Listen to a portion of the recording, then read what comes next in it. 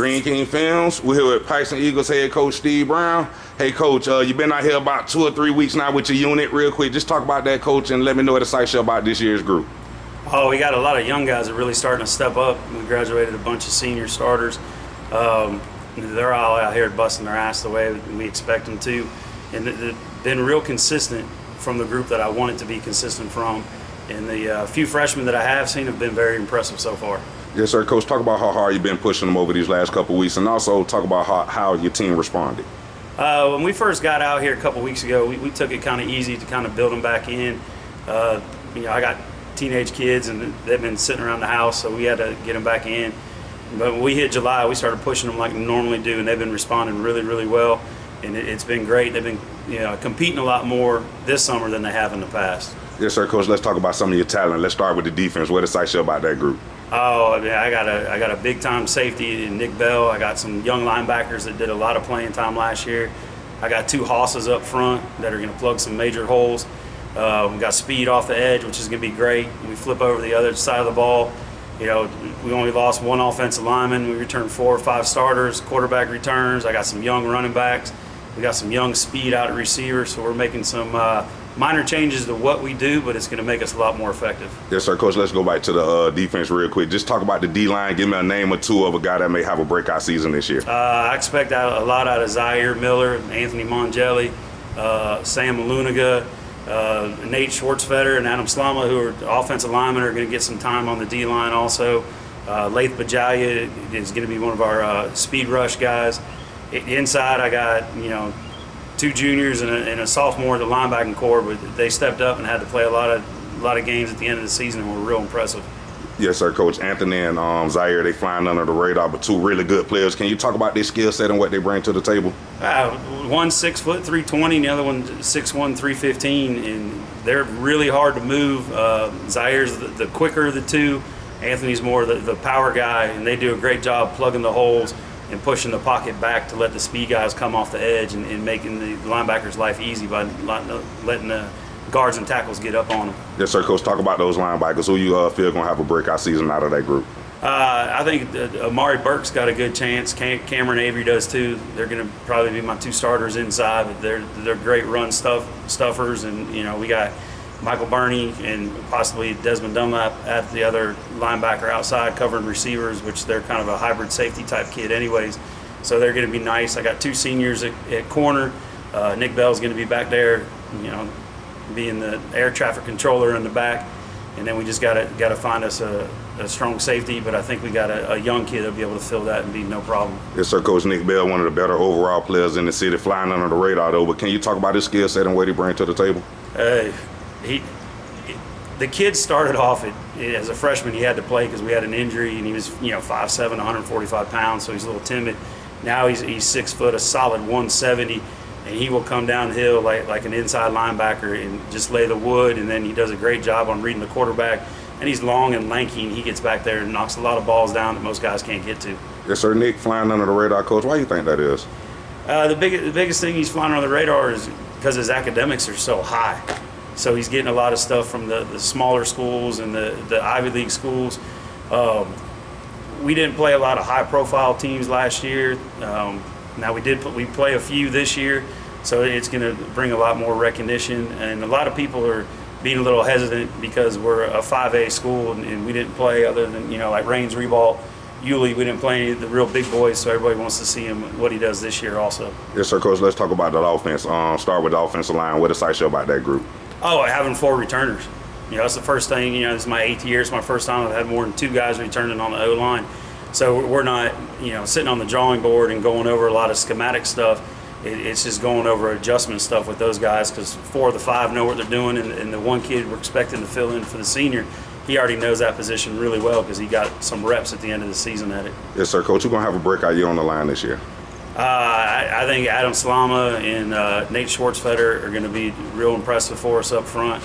We got a couple new guys coming out, and I might even take Zaire or Anthony and flip them over there in certain situations on the O-line to really help get a big push up front. Yes, sir, Coach. Give me something on your running backs. Who's going to be toting the rock for the Eagles this year?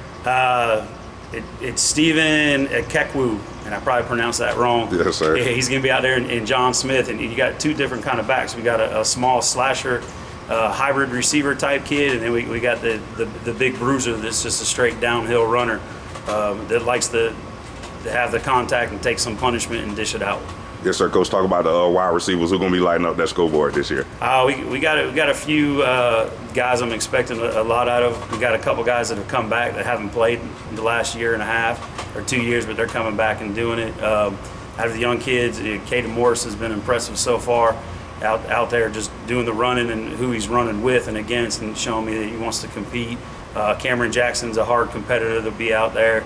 You got Adrian Hall, if he's ends up coming back, he's another one, and they're all 6'1", which is a big help. And then we got a couple smaller guys in John Smith and Brian Weber we can put out there and let them be shifty and make you try to catch up to them. Coach, you mentioned John Smith's name a few times. Can you just talk about him a little bit more and what he brings to the table?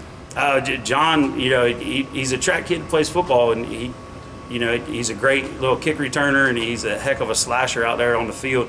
He needs that 6-inch gap to get through because he's so small, but he squirts through there, and he's hard for guys to see because he's only 5'7". But he's explosive, and he's got that track speed when he gets out on the edge. Yes, sir. Coach Kaden Morrison out of James Weldon Johnson. He made our top 100 list for the class of 2024. Can you just talk about Kaden and what excites you about him so far? What excites me is he's jumping right in there, and he's always in the first group or second group. Today I made him go against Nick and Christian in our sprints, and he was either first or second, and he didn't finish third, but the one time that he had a bad start. But he's right up there pushing himself against two of my better players that are my upperclassmen. Yes, sir. Christian, that's your quarterback coach. Real quick, can you just talk about Christian and what he brings to the table? Christian brings a lot more to the table this year than he will last year because of the small adjustments we're making. He's got no problem throwing it, but he also loves to pull it down and run the ball. He's put on about 10 pounds of nothing but pure muscle. So we're going to do some things to help him out, give him a little easier read, make him more dynamic out on the outside. Yes, sir. Coach, I know you got a much expanded role for Christian this year. Can you just talk about that? And also, do you think he could rise to that challenge? I think he can rise to the challenge. He just wants the ball in his hand. He showed us a lot at the end of the season. The last two games, we'd get on a third or fourth down situation, and we'd be getting ready to call a play, and he'd actually signal a play back to us. And half the time it was a play we were looking at, and the other half the time it was a good adjustment play that he called, and he actually called the same play. He wanted the same play that we called for the game-winning touchdown in the Hamilton County game. Yes, sir. Coach, let's back up for a minute. Spring football, everybody missed out on that in the county. But can you just give us your thoughts on that? And also, what was you doing with your coaching staff to keep the bond with your team? The missing spring practice really hurt us because we lost a lot of senior starters, like I said. So we had a lot of young guys that need to step up, and the reps would have been huge. The 2021s and 2022s needed to get the recruiting aspect.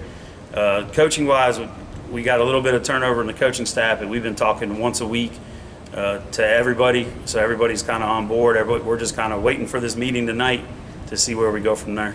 Yes, sir. Recruiting-wise, Coach, what are some of the things you did to keep your players' name in the win? I did a lot of contacts, and there was a lot of changes in coaching staffs, and the best part is guys that I've known from the past now have the Jacksonville area again, so they've been contacting me about different kids and sending stuff out, and we're just kind of moving forward with that, but it's a lot of film sending and phone calling. Yes, sir. Coach, did you find it difficult to adjust to the Phase 1, Phase 2, Phase 3 rules that the county set for y'all? The only thing that's been hard for us is the use of equipment. Other than that, it's been kind of easy. The wrestling coach has been real helpful by letting me turn the wrestling room into an auxiliary weight room so we can accommodate the numbers that we have. But we stayed pretty much on track. Just not the use of equipment is kind of what's killing us. Yes, sir, Coach. We get a little bit more clarity around 5 o'clock tonight. In which direction we gonna head? Can we just get your thoughts on that real quick?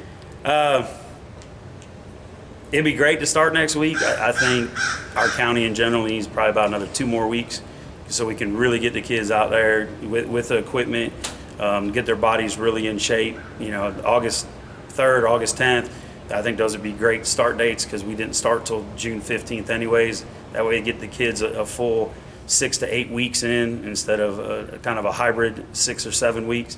And that's what they're used to, and that's what we're used to, and moving forward from there, I think it'd be the best idea. Yes, sir, Coach. Scheduling-wise, how did this COVID-19 pandemic affect y'all? It really didn't affect us. You know, we chose to go independent this year, and I got our schedule done real early. Nobody has called me about changing or doing anything different, so as far as we know, we're going straight ahead with what we got. Yes, sir, Coach. Paxon, this is the School for Advanced Studies, but can you just talk about how cool it was for your team not to lag off during that COVID-19 pandemic? It was important, and we did a good job staying on huddle, and we used the teams just like the county did. I met with them twice a week, and I was giving them workouts every day, and it's really shown up on who was doing it and who wasn't, because the first 2 weeks, those that didn't were dying, and those that did were perfectly fine, and we had more being perfectly fine than we did dying out there. Yes, sir, Coach. 2 more questions before we get out of here. Socially around the world, we know everything that's going on, but have you got a chance to talk to your team about anything going on in the world, Coach? We talked real briefly about it. It hasn't really come up, so we kind of talked about it briefly.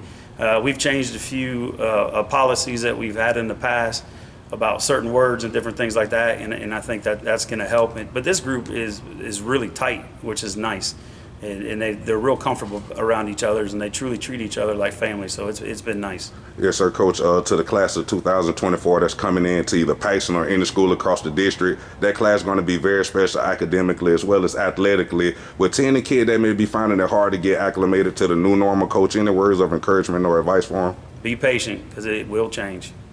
Yes, sir. Coach, thanks for talking with me. Good luck to your future. All right, thank you. Appreciate you, Coach.